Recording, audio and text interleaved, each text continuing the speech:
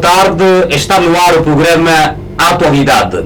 No Dr. Tomás estarei consigo bem perto de 40 minutos para este programa Atualidade, programa informativo, aqui no AMAS Mídia Digital. Por hoje, trouxe Laurinda Gouveia, ela que é formadora de RH, Recursos Humanos, fez parte do processo político 15+2, o processo em que estava o Nito Alves, um ativista muito conhecido em Angola. Muito boa tarde, seja bem-vinda à Atualidade. Muito obrigada pelo convite e é sempre um prazer estar aqui. É a primeira vez aqui, não é? Na nossa casa. Não, por acaso não, é a segunda vez. Mas aqui na Atualidade é a primeira vez, é? Pois é, acho que sim. Bem, Yeah. Laurinda, na verdade me suscitou inúmeras questões relativamente ao teu posicionamento para o mundo do ativismo. Visto que em Angola, feliz ou infelizmente, poucas mulheres ingressam para este mundo. E desde já não estás de parabéns pela coragem. E não é fácil, não é? Exatamente. De forma superficial, afinal de contas, quem é a Laurinda Gouveia? Bom, a Laurinda Gouveia é uma jovem mãe, esposa, ativista, defensora de direitos humanos, e aqui só para dar uma chega, não sou coordenadora de RH, Sim. sou formadora sim. de direitos humanos. Então, eu sou feminista, ativista, já vai lá 15 anos aproximadamente, e fiz parte do processo 15+2, né, como fez menção. Onde fez parte o Luat Beirão, Nito Alves, Mbanza Hanza, a Rosa Conde, entre outros, né? Só uma curiosidade, como está o Mbanza Hanza? Como é que ele está nessa altura? Continua no posicionamento do ativismo ou já nos faz presente? Bom, o Mbanza, pelas últimas informações que eu tive, é que ele está atrás, né, de legalizar o seu partido político, que infelizmente, pelo contexto que vivemos, até agora ainda não está legal, né? Então, por que ele não está nesta vossa praia que ele começou desde o início? Bom, melhor do que ele, só mesmo ele para dizer o porquê que ele, né, decidiu fazer essa carreira política. Mas né? há uma informação que já ouviu sobre porquê que ele não está mais... Olha, verdadeiramente dizendo, Sim. acredito que, assim como um Mbanza, todo e qualquer cidadão é livre de criar um partido, se engajar politicamente em um partido político. Ele está a projetar um partido, não é? Exatamente. Tem ligação contigo até o momento? Sim, temos tido sim ligações, principalmente quando há algum evento Sim. relacionado aos 15+2. Mas pensam em continuar com esse processo político?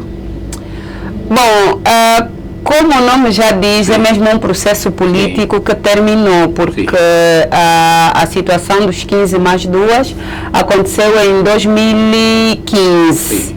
E de lá para cá, né, tivemos presos, os rapazes ficaram mais tempo em relação às meninas, e depois de nós sairmos, Sim. cada um começou a criar a organização e ver outros caminhos, né, como é o caso do Domingos da Cruz, o Cedric de Carvalho, que não fazem parte daqui, né, já não fazem parte, né, já não estão aqui em Angola, mas estamos sempre E conectados. sobre o jovem promissor que entrou para este mundo, ele que é de Viana, concretamente da estalagem Nito Alves, como é que ele está nessa altura?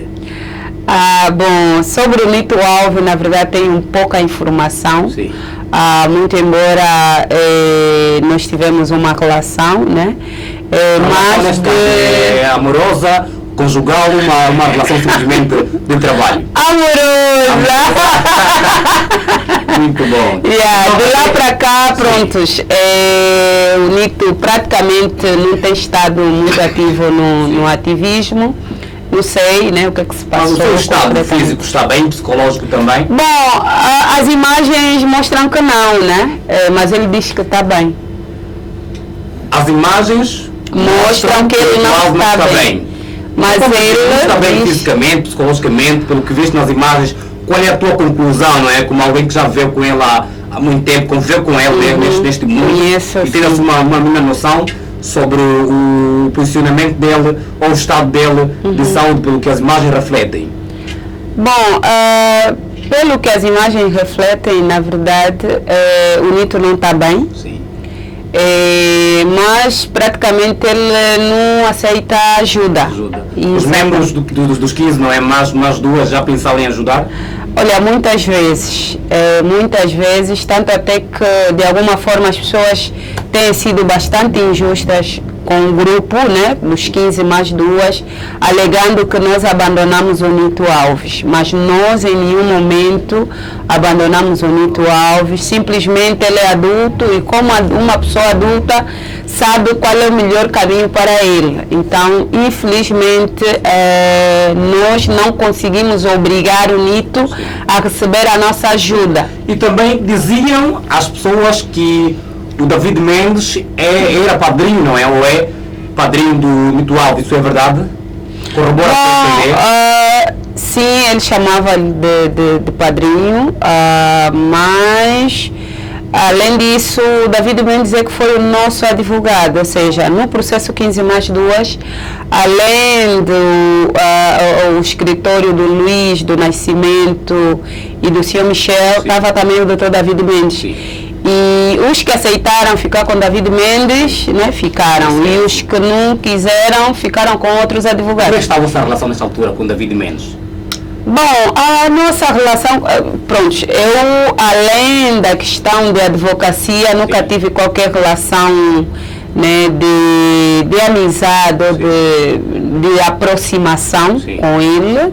Então, para mim, continua na mesma, né? Apesar de que sei que ele já não, né, já não está a exercer ativamente a advocacia, o que quer dizer que não tenho como trabalhar com ele diretamente. E pronto, além disso, além da questão de advocacia, não tenho qualquer outra relação com o senhor David Mendes. Mas então, tem tido contato com o Nito Alves? Bom, o último contato que eu tentei ter com o Nito era mesmo no sentido de aconselhá-lo a aceitar a ajuda, né, das outras pessoas, porque muitas das vezes nós podemos pensar que nós estamos bem. Sim. Mas as pessoas de fora conseguem ver que nós não estamos bem. Então, num bocadinho de relação que a gente teve e prontos, né, por questões humanitárias, procurei-lhe assim com outros companheiros. Sim. E conversei com ele que era necessário que ele aceitasse ajuda para ele ficar bom, porque ele não estava bom. Infelizmente, pronto, não tivemos sucesso, né? E o Luato Beirão, há relatos que ele é angolano e português. Pois é. E nesta altura, como é que anda a vossa relação com o Luato Beirão? Bom, olha, eu não sei se essa entrevista é para falar do meu trabalho, de mim, ou falar dos meus colegas, mas pronto. A rebuscar. Exatamente. Para poder ok, nice. Sem problemas. Pronto, como é que o Luato está? O Luato está bem. Sei que ele é parte do movimento Mudei. Sim.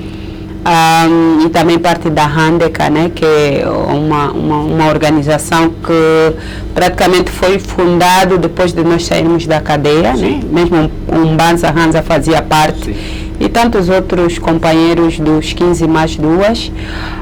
E ele continua aqui em Angola. Sim, ele usa e isso é público, todo mundo conhece, né? Tem conhecimento desta informação. Sim, porque há dias vimos a exibição de uma fotografia, ele juntamente com o ACJ. Ok. Você acompanhou esta? Não pude acompanhar infelizmente. E eu acredito que essa fotografia retrata sobretudo o facto dele, né, nós enquanto jovens ativistas trabalharmos a questão política. Sim. E aqui o político não quer dizer necessariamente estar vinculado a um partido político. São partidários. Exatamente. Mas há alguns que depois acabam por se afiliar a um partido. Exatamente, que também eles são livres de se afiliar, porém nós vivemos num contexto totalmente, digo assim, deturpado, confuso, e a ditadura se sustenta basicamente ali, né? Porque praticamente nós acabamos por estar, nós enquanto povo, né, divididos entre o partido B e o partido Y, enquanto o país é só um. E quem acaba por ganhar com esta nossa divisão, querendo ou não, são os políticos. E não... A luta não deveria ser com os partidos, mas sim com o país, não é? A luta seria essa. Exatamente. Na verdade, a nossa luta, pelo menos quando a gente começou em 2011, sempre foi no sentido da gente trazer a melhoria para o país. E do teu ponto de vista como ativista, como é que você olha para aqueles ativistas que estão afiliados a um partido político? Bom, é como eu disse, para mim é muito triste, é lamentável. É triste, não poderiam fazer parte. Exatamente, num contexto como este que a gente vive. Hoje em dia o ativismo já é comercial. Há muita gente que entra para ganhar sustentabilidade pessoal. É verdade isto? É verdade isso? Pois é verdade, é verdade. Pessoas que já entraram por isso, não é? Não, é assim, deixa que eu lhe diga que em toda a parte do mundo existe um ativismo mais comercial, e aqui no sentido comercial não de vender a causa. Sim. Tá? É de você se entender como um cidadão ativo que conhece os seus direitos e querer que outras pessoas também reconheçam os seus direitos, as suas responsabilidades para com o local onde vivem. Sim. E nesse sentido não é possível você realizar uma ação sem que tenhas necessariamente algum apoio. Sim. Por isso é que em todo e qualquer país, os governos apoiam ações de ativistas, ações comunitárias, com dinheiro para a realização das atividades. Mas aqui não é no sentido comercial, conforme tem se vivido em Angola, e eu entendo que é o facto da gente viver o momento que a gente vive, de ditadura, crise de valores também. Muitos jovens olham para o ativismo como um trampolim, não para a mudança da comunidade, mas para a mudança deles próprios, ou seja, tentar sair da situação onde estão. Já há ativistas que já fizeram isto, assim, que já mudaram a sua vida? Bom, eu digo que não conheço um que tenha mudado de vida, mas conheço alguns ativistas, alguns jovens, né, que eu até não digo que são ativistas, porque se a gente for naquilo que é o conceito de ativismo tem a ver com mudança social, com transformação social, e não simplesmente você ver um grupo de jovens e você se meter lá no meio, ir contra a polícia, enfim, todas as situações que se criam para você poder ter um pedido de asilo bem aceito. E isso aconteceu várias vezes.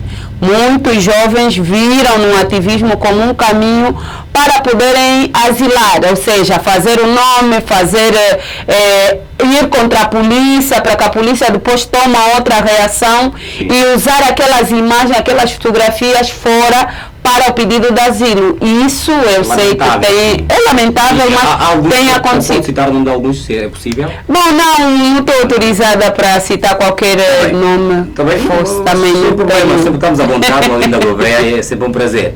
Bem, eu vou querer saber a tua parte, não é, como é que está o posicionamento do ativismo em Angola, no teu ponto de vista?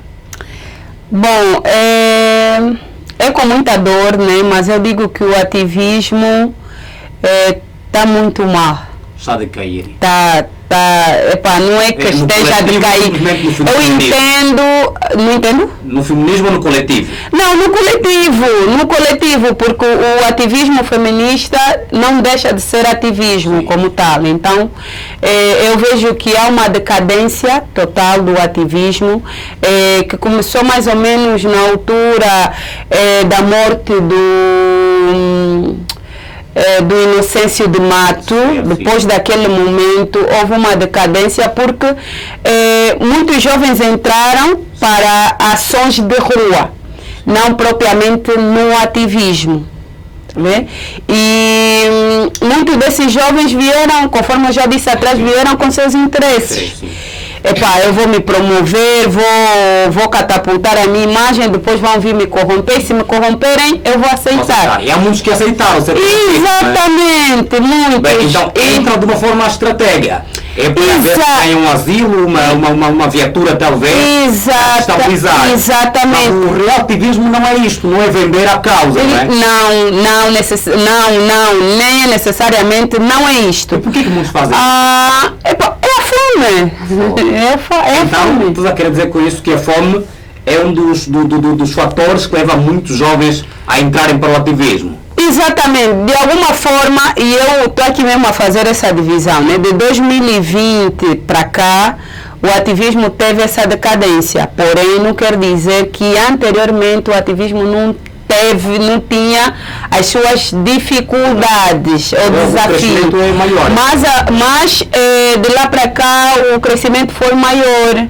Por quê? Porque eu até tenho dito, é como se fosse uma maldição, né? Sim.